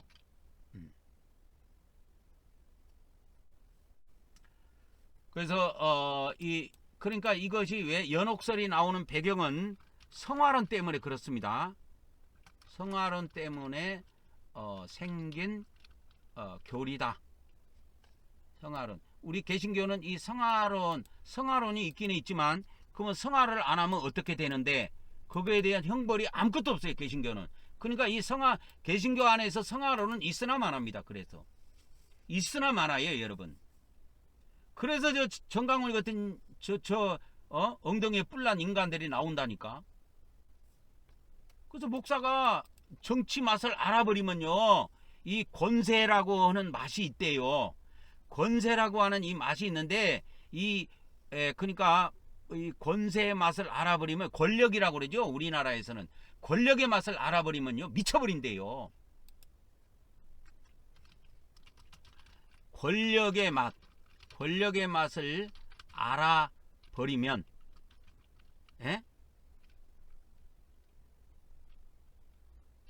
미쳐버린다. 미쳐버려. 이 권력의 맛이 마약과 같아요. 마약. 내 강도사 동기가 하는 이야기예요. 그래갖고 이걸 못 끊는데, 자기도 국회의원 가정은 다 기울어지고 폐가 망신했는데도 또 다시 국회의원 또 나가고 싶대. 그것을 잊을 수가 없대, 그 맛이. 그러니까 마약에 한번 중독된 사람 계속 마약해야 되잖아요. 그러니까 마약 파는 사람이 장사가 되는 거야. 그 깜빵에 가는데도 불구하고 이 마약을 팔아 비싼 돈을 받고 파는 거예요. 왜? 자기들도 위험 부담이 있으니까. 근데 이 권력의 맛이요, 그 강도사 그 친구 말로는 그는 나하고도 나이 차이가 한 20년 차이 났어요. 그때만 해도. 그러니까 차이가 많이 났습니다. 그때. 이미 세상에서 돈 좀 벌어가지고 국회의원을 4번 출마했으니까 4번이면은 4, 4, 16, 16년 아닙니까? 그러니까 그때 나는 30대 초반이었다면 그는 50대 초나 40대 중반 정도 됐어요. 나이가. 20년 차이 15살에서 한 20살 정도 차이 났을 거예요. 근데 그 강도사 동기가 뭐라고 이야기하냐면 이 권력 맛을 알아버리면 미쳐버린대. 마약과 같기 때문에 못 끊는데. 그러니까 여러분 국회의원 선거 나온 사람 또 나온다니까. 우리가 생각할 때는 저 사람 떨어질 거 분명한데 왜 나오지 이러지요. 마약 하는 사람이 마약을 하는데 이 마약을 하면서 자기 몸이 점점점 이상해져 가는 걸 알지만 그걸 안 하면 후득게 가지고 안 되니까 또 하는 거야. 그러니까 비싼 돈을 들여서도 마약을 합니다. 그러니까 정강훈이는 이 권력의 맛을 알아버린 거야. 이 정강훈이가 대표적인 겁니다. 정강훈 목사는 권력의 맛을 알아버린 거야. 이 마약의 맛을 한번 맛봐버린 거야, 이거를. 그러니까 왜 저렇게 나와서 마이크 잡고 저렇게 할까? 그리고 자유통일당? 아까 자유통일당이라고 그랬죠. 자유통일당을 왜 만들었을까? 우리는 그거 국회의원도 한 명도 안 나오는데 왜 저거 만들어 갖고 저 짓을 할까 이래도 하는 거예요. 자유통일당 그거 하는 겁니다. 자유통일당. 이 정강훈이 얼굴 아니요. 생긴 것도 별로 못생긴 사람이 말이야 나와가지고. 그러니까 여기에 뭐라고 나왔어요? 자유통일당 만세! 정강훈 목사님 만세! 만세! 만세! 자유통일당은 한 번 만세고 정강훈 목사님은 3번 만세네.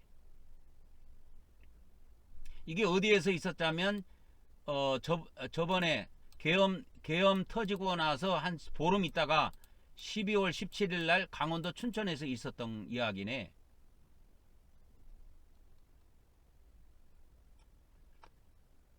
그래서 이 정강훈이는 권력의 맛을 알아버린 거예요.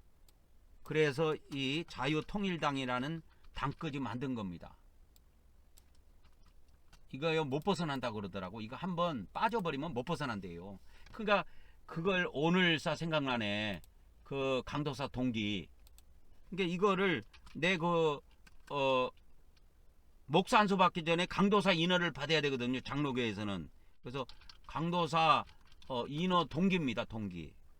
그러니까 이게 이 양반이 나보다 나이는 한 20살 정도 더 많았어요. 근데 국회의원 4번 출마해갖고 4번 낙방한 거야. 4번 출마해서 4번 패배 다 한 거야. 패배를 한 겁니다. 출마해서 다 낙선을 했어요. 근데 또 나가고 싶대. 근데 막 마누라도 말리고 주위에서 말리지. 그거 되지도 않는 거 뭐하러 자꾸 나가냐. 돈 벌어서 잘 먹고 잘 살면 되지. 근데 못 끊는데. 그러니까 못 끊으니까 이 권력의 맛을 알아가지고 못 끊으니까 누가 한번 그러더라는 거예요. 그러면 차라리 목사를 한번 해보라고. 그래서 신학을 해서 목사를 하라고 그래서 신학계로 왔대. 그러고 공부는 뭐 우리 그 장로교 신학교가 막 전국에 여기저기도 있고 하니까 소규모로 하는 데도 있으니까 이제 거기서 각자 공부해갖고 서울에서 모여가지고 우리가 같이 한 해 그때 강도사 인허 받을 때 한 100명이 같이 받았어요. 적은 숫자는 아닙니다. 그래 100명이 같이 받았어요. 한 80명인가 100명인가 그쯤 돼요. 내가 다 세보지는 않았는데 이렇게 딱 대충 보면 알잖아요. 한 100명 정도 되겠다. 그러니까 이 정강훈이는 그 맛을 봐버린 거야. 그래서 종교개혁 이전에 천주교의 구원론은 믿음과 행위에 의한 구원론입니다.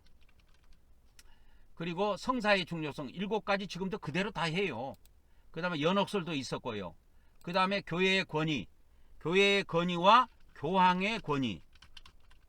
그러니까 이 교회의 권위라고 하는 거는 주로 교황의 권위까지 포함이 돼 있어요. 그래서 교황을 중심으로 돌아가기 때문에 교황이 어마어마하지요. 권세가 중세시대까지. 지금은 별거 아니지만 지금도 막강하기는 하지요. 교황을 중심으로 한 교회의 권위를 절대적으로 인정했습니다. 그래서 교회의 가르침을 교황의 가르침, 그래서 교황의 권위, 그러니까 이렇게 연결되어 있어요. 교황의 권위는 무엇의 권위다? 교회의 권위다. 교회의 권위는 하나님의 권위다. 이런 식으로 다 연결이 되어 있어요. 그 다음에 교황의 가르침, 교황의 교훈은 교회의 교훈이고, 그래서 모든 교회에서 다 가르쳐야 돼. 그건 하나님의 교훈이다. 그래서 성경하고 동일하게 봐요. 그것이 어디에도 있냐면 동방정교회도 그렇습니다. 동방정교회도 그래가지고 성경 말고 신약 성경 같은 데도 보면 성경 27권 말고 이 교황과 같은 천주교 안에 그 동방정교 안에도 교황과 같은 교황 제도는 아니지만 교황과 같은 이치에 있는 사람들이 그 교훈 가르침 교훈들은 교회에 그대로 가져가서 가르치고 교훈하고 그건 하나님의 교훈, 하나님의 가르침, 예수님의 가르침과 동등하게 여기서 성경 안에 들어와 있어요. 성경 안에 들어와 있습니다.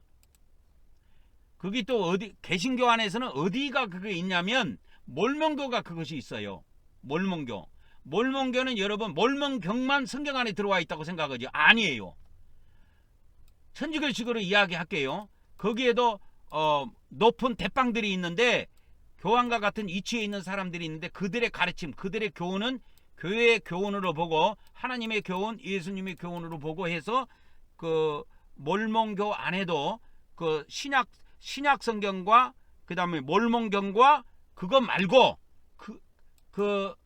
그들 대빵들이 가르치는 가르침이 있어요. 교훈이 있어요. 그것도 성경 안에 들어와 있습니다.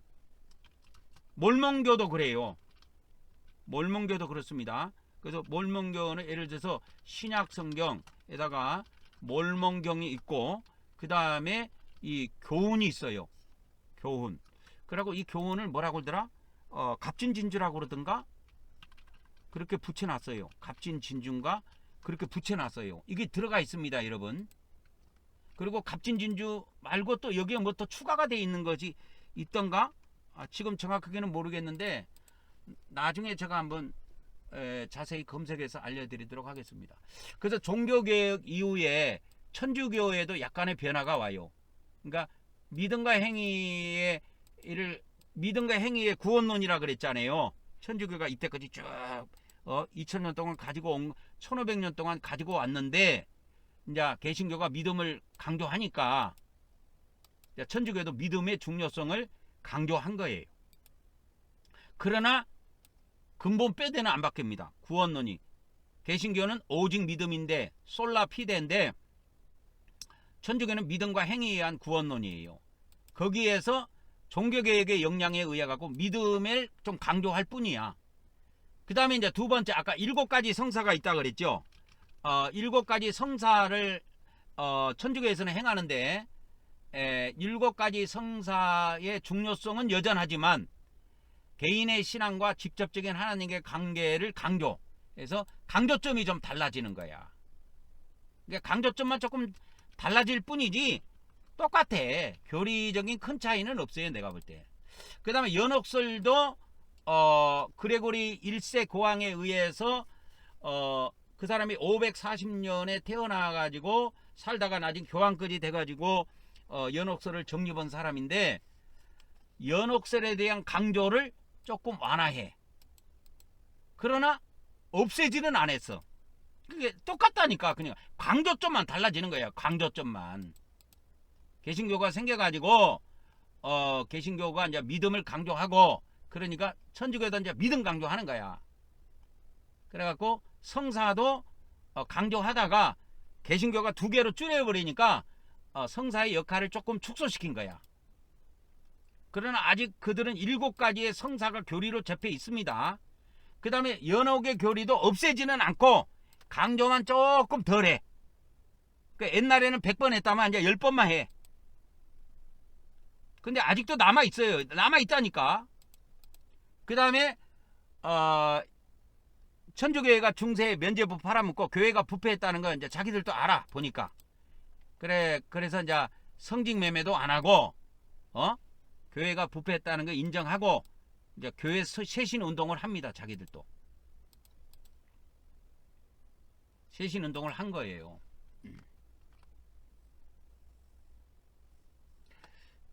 그래서 이 천주교의 그 조직표를 보면은 교황, 그 다음에 뭐 추기경, 그 다음에 신부라고 하는 사제, 이런 형태로 쭉 돼 있습니다. 그래가지고 추기경에서도 홍의주교, 무슨 주교 뭐 이쯤 되면은 그 중에서도 그 우두머리격에 속하는 갑더라고. 그래서 천주교의 이런 변화의 핵심이 이제 옛날에는 믿음과 행위를 강조했다면 이제 개인적인 신앙도 이제 강조한 거예요. 왜? 솔라 피데 개신교에서 그렇게 하니까. 그래서 개인의 신앙과 하나님과의 직접적인 관계를 이제 강조하기 시작합니다. 그리고 그 이전에는 뭐 교황의 가르침, 교황의 가르침에 강조점을 뒀다면 이제는 이제 좀 바뀐 거야. 이제 성경 중심의 교훈으로 좀 바뀐 거야. 이렇게. 그래서 이제 교회가 부패했다는 걸 자기들도 인정을 하고 이제 교회 쇄신 운동을 하게 됩니다. 그래서 이제 결론을 맺은다면 종교 개혁을 통해서 천주교의 구원론에는 기본적인 왁구라 그럴까요? 프레임, 천주교의 구원론의 기본 틀, 기본 프레임에는 큰 변화가 없지만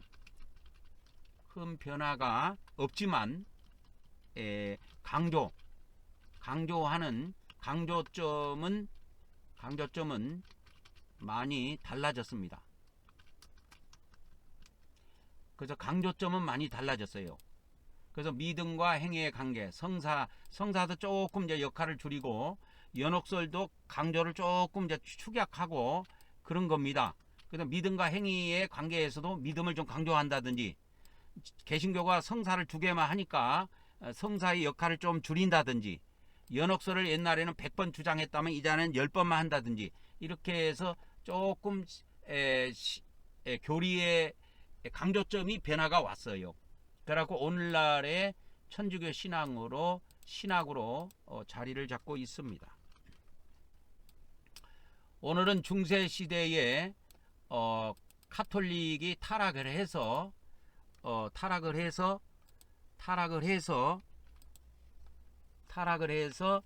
개신교가 등장한 배경, 그 다음에 개신교가 등장해서 개신교 교리가 5대 솔라로 중심으로 운동이 벌어졌다. 그래가지고 5대 솔라를 중심으로 해서 운동이 벌어지다가 나중에 개신교의 교리가 만들어졌을 때는 플라톤의 철학과 아리스토텔레스의 고대 그리스 철학의 영향을 많이 받았다. 그 사람들의 책을 놓고 개신교 교리를 만든 거예요. 그래서 개신교 교리가 영혼과 육체라는 말이 플라톤의 철학에 나온 거예요. 성경에 나온 것이 아니고. 그래서 오늘은 여기까지 하고 마치도록 하겠습니다. 여러분 안녕하십니까? 한국말씀사관학교입니다.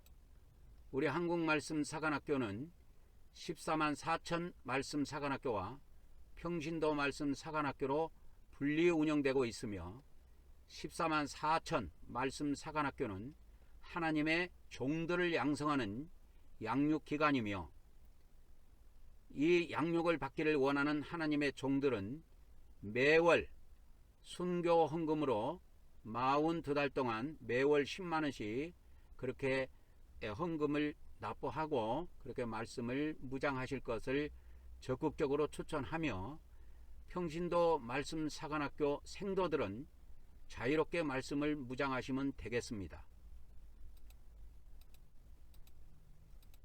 저는 하나님께서 이 마지막 때 말씀의 나트로 사용하시려고 창세전부터 예배해 놓은 자입니다. 여러분의 기도와 적극적인 참여를 부탁드립니다.